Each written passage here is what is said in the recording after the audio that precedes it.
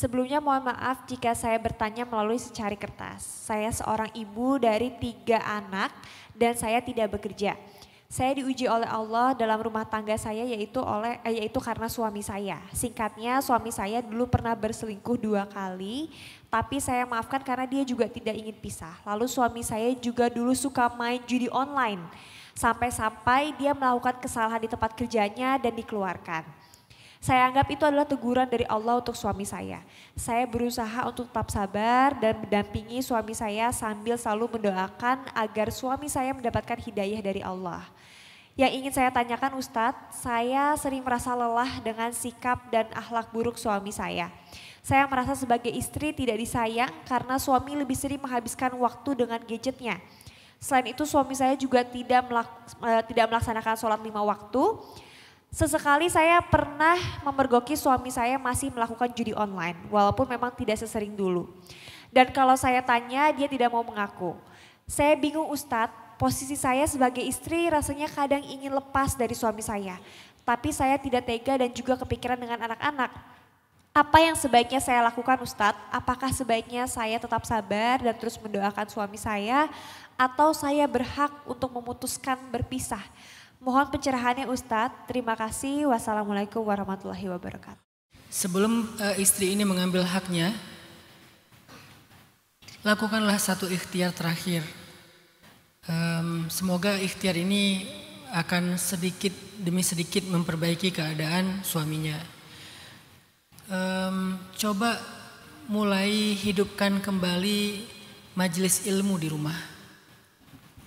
Rumah-rumah kaum muslimin ini masih jarang sekali punya budaya majelis ilmu. Kita cenderung memaknai majelis ilmu itu di luar saja. Ada majelis taklim, ada kajian, ada tabligh akbar, ya. Cuman itu majelis ilmu. Padahal para sahabat dulu tuh menghidupkan majelis ilmu di rumah-rumah mereka dengan majelis yang kecil, dengan majelis yang lebih sederhana, dengan majelis yang lebih singkat tapi rutin. Coba lakukan itu. Karena salah satu cara mendatangkan para malaikat, mengundang para malaikat menaungi rumah kita itu adalah dengan majelis zikir, majelis ilmu. Karena ilmu itu isinya kan zikir tentang Allah, tentang Islam. Jadi malaikat akan datang menaungi rumah kita, lalu turunlah keberkahan-keberkahan dengan doa-doanya para malaikat. Coba hidupkan majelis itu. Apa yang kita perlu lakukan? Beli satu buku. Mungkin salah satunya yang saya rekomendasikan itu beli kitab Riyadhus Shalihinnya Imam Nawawi. Beli kitab hadis Riyadhus Shalihin. Karena itu yang paling gampang, paling mudah tapi isinya luar biasa. Jangan beli yang singkat ya, beli yang agak tebal, yang memang ada penjelasannya. Karena ada juga yang 1 jilid, itu nggak ada penjelasan, singkat dan kita susah ngerti. Mending beli yang beberapa jilid. Kalau nggak bisa langsung beli berjilid-jilid, beli jilid pertama dulu, dicicil. Tapi yang berjilid-jilid emang beli jilid pertama dulu. Nanti baca caranya. Pilih satu waktu yang pasangan kita pasti ada di rumah. Kemudian tempat yang paling nyaman di rumah yang mudah dia dengar. Kemudian tentukan durasi taklim yang gak terlalu lama. Kalau bisa maksimal 5 menit. Maksimal 5 menit. Kalau bisa maksimal 5 menit. Ya 3 menit, 4 menit. Jangan lebih dari 5 menit. Karena ini akan dilakukan setiap hari, kecuali ada hal-hal yang uzur, darurat, lagi keluar. Kalau masih di rumah, ya lakukan saja secara rutin 5 menit aja sehari. Misalnya malam habis isya, suami udah pulang, anak-anak udah makan. Ya udah sambil istirahat 5 menit aja biar nggak mengganggu suami juga, nggak mengganggu pasangan, nggak mengganggu anak. Kalau 1 jam kan kapok ya. Besok dia trauma nggak pulang lagi. Kenapa kamu nggak pulang? Ada taklim. 5 menit aja maksimal. Baca satu hadis penjelasannya sedikit selesai. Dan jangan paksa suami untuk duduk. Baca aja sendiri. Paling kalau ada anak, ajak anak baca dengan anak. Karena laki-laki itu egonya agak lumayan sih. Egonya agak lumayan. Dia kalau disuruh susah. Biarkan dia datang sendiri. Makanya caranya kondisikan, bukan suruh tapi kondisikan. Dikondisikan baca satu hadis 1 hari dengan sedikit penjelasan. Saya udah terapin itu dan gak lama, cuma 5 menit kok. Itu akan langsung merubah suasana rumah kita yang tadinya kayak kuburan, gak ada zikrullah di dalamnya, menjadi hangat seperti masjid. Walaupun cuma 5 menit. Kalau nggak mau langsung setiap hari, ya 2 hari sekali. Atau 3 hari sekali dulu, nanti kalau udah nyaman tambah jadi 2 hari sekali, lama-lama 1 hari sekali. Insya Allah suami itu secara diam-diam walaupun dia nggak ngelihat ke arah istrinya, dia tuh sebetulnya mendengar. Dan kita nggak pernah tahu hidayah itu masuk dari sebelah mana, dari hadis yang mana gitu kan. Kondisikan. Coba bertahan dengan itu sekitar 40 hari. Kalau bisa setiap hari berarti 40 hari. Kalau 2 hari sekali berarti tambah kali 2. Kalau 3 hari sekali ya kali 3. Pokoknya selama 40 kali pertemuan.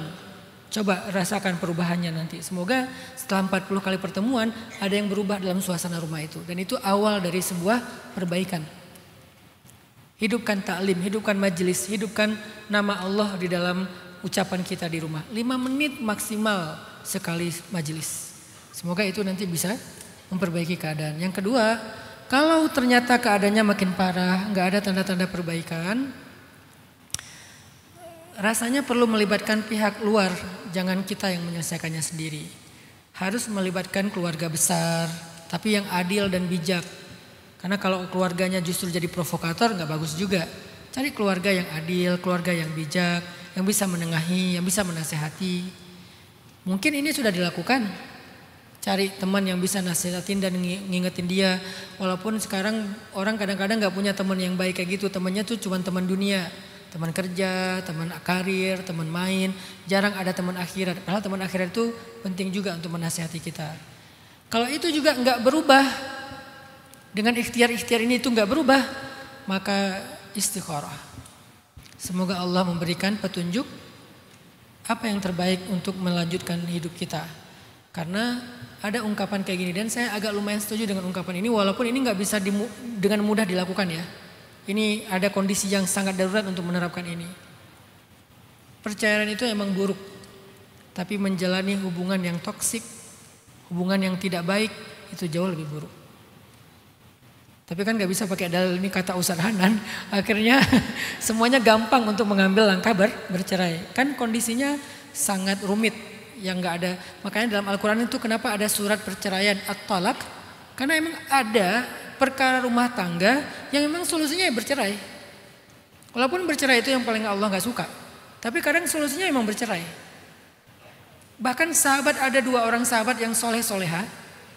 Usia pernikahan mereka cuma 1 tahun cerai. Siapa mereka? 2 Z, Zaid dan Zainab. Zaid bin Harisah dan Zainab binti Jahsy. Zainab nanti menikah dengan Rasulullah. Zaid menikah dengan perempuan yang lain yang kemudian dikaruniai anak yang sangat hebat namanya Usama bin Zaid. Jadi artinya apakah mereka gak soleh? Soleh.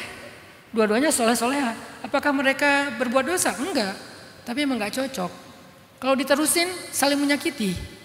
Karena gak cocok.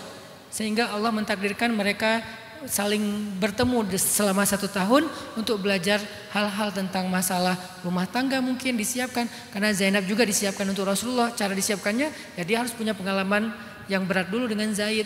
Allah punya banyak rahasia. Tapi itu menunjukkan bahwa kadang memang perceraian itu solusi. Apalagi kalau udah menyangkut dengan keselamatan, dengan kekerasan, dengan perbuatan yang tercela. Contoh misalnya suaminya melakukan dosa di luar yang membawa penyakit ke rumah. Itu terjadi di tempat saya di Bandung. Awal tahun kemarin ya, di berita tuh ada sekian puluh ibu-ibu rumah tangga kena HIV. Padahal mereka perempuan yang baik-baik di rumah gak kemana-mana karena dibawa penyakitnya oleh suaminya yang jajan di luar. Ini kalau gak cerai apa solusinya? Daripada menulari penyakit kepada istri dan anak-anaknya kan? Kalau udah kena suaminya positif gara-gara dia melakukan dosa di luar itu, ya gimana lagi coba? Kecuali emang istrinya bertahan, mereka tidak akan pernah melakukan lagi hubungan suami istri secara normal, karena emang itu akan menularkan penyakit, ya itu lain cerita. Tapi normalnya orang ini kan udah menutup hak istri, salah satunya kebutuhan batinnya, nafkah batinnya tertutup, karena kalau dia berikan dia menularkan penyakit. Begitu juga nanti keturunan, jadi nurunin penyakit. Gimana coba kalau udah kayak gitu? Ada alasan-alasan yang sangat darurat sehingga terkadang perceraian itu menjadi solusi. Tapi sebelum sampai ke situ ada banyak hal yang harus ditempuh. Makanya saya di awal tadi menjawab, coba lakukan beberapa ikhtiar terakhir. Hidupkan majelis ilmu, libatkan orang-orang yang bisa kita harapkan untuk menasihati, memperbaiki keadaan. Nanti ya kalau nggak bisa juga istikharah, semoga Allah kasih kita petunjuk lewat hati kita. Kalau terpaksa banget karena kondisinya semakin buruk, ya gimana lagi? Selamatkan apa yang bisa kita selamatkan. Diri kita, anak-anak kita. Kalau emang semakin buruk, toh mungkin itu jadi pelajaran buat dia benar-benar sadar, kan masih bisa rujuk misalnya. Semoga tapi nggak sampai ke langkah itulah. Dengan ikhtiar-ikhtiar tadi udah bisa memperbaiki keadaan insya Allah.